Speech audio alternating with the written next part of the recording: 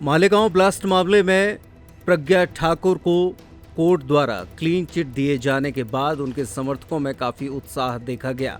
ढोल नगाड़े बजाकर इस निर्णय का स्वागत किया गया। वहीं पूर्व मुख्यमंत्री उमा भारती ने इस पूरे मामले में कांग्रेस को जमकर घेरा। क्या कहा उन्होंने, आइए सुनते हैं। भगवा आतंकवाद शब्द का प्रयोग शुरू हुआ। राहुल गांधी, दिग्विजय सिंह जी, चिदंबरम जी के समय पे, मनमोहन सिंह जी उस समय पे प्रधानमंत्री थे। अधिकतर राज्यों में कांग्रेस की सरकारें थी, मध्य प्रदेश को छोड़कर। उन लोगों ने इसको शुरू किया।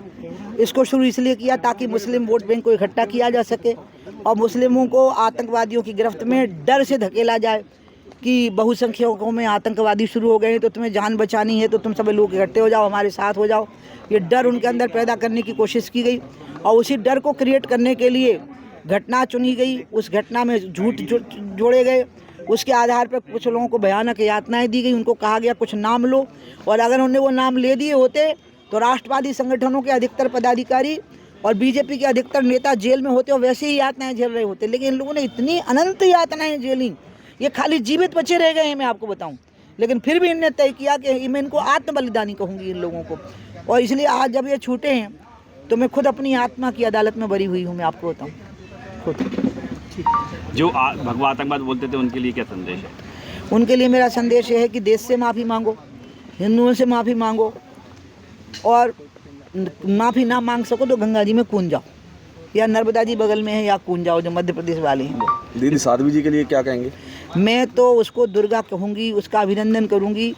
उसने जितना शारीरिक टॉर्चर झेला है, इतना मैंने सुना है कि महिला झेल नहीं सकती, और उसने उसको झेला है तो एक सामान्य महिला नहीं है।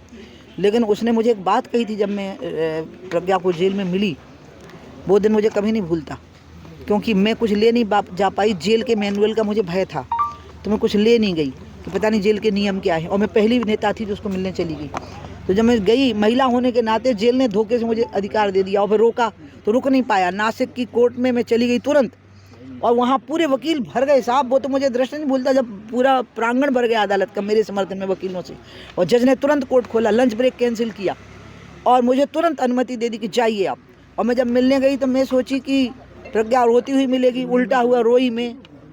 मुझे पुचकारा प्रज्ञा ने, माला पहनाई, मिठाई दी, शाल उड़ाया, और जो कहा वो मैं आपको बताती हूँ। वो आज यहाँ नहीं है हमारे पास यहाँ। उसने कहा पूरे देशवासियों से कह दो कि प्रज्ञा मर जाएगी, जिंदा चिन्हवा दी जाएगी, लेकिन हिंदू समाज को और भगवा रंग को कभी कलंकित नहीं होने देगी।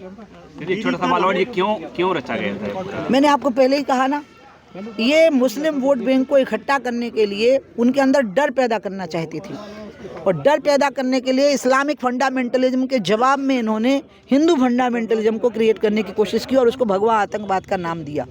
और उनको लग रहा, उनको पता ही नहीं था कि ऊपर से एक उल्का पिंड गिरने वाला है, नरेंद्र मोदी, और जो इन सबको ठिकाने पे लगा देगा। दीदी आज जो बरी हुई हैं कोर्ट से साध्वी जी, तो उसको लेकर क्या कहेंगे? मैं उससे ये मानूंगी कि न्यायिक प्रक्रिया ने अपना काम किया, न्यायालय का अभिनंदन होना चाहिए, और साध्वी प्रज्ञा की पूरे हिंदू समाज को अभिनंदन करना चाहिए, पूजा करनी चाहिए पंडित पुरोहित की।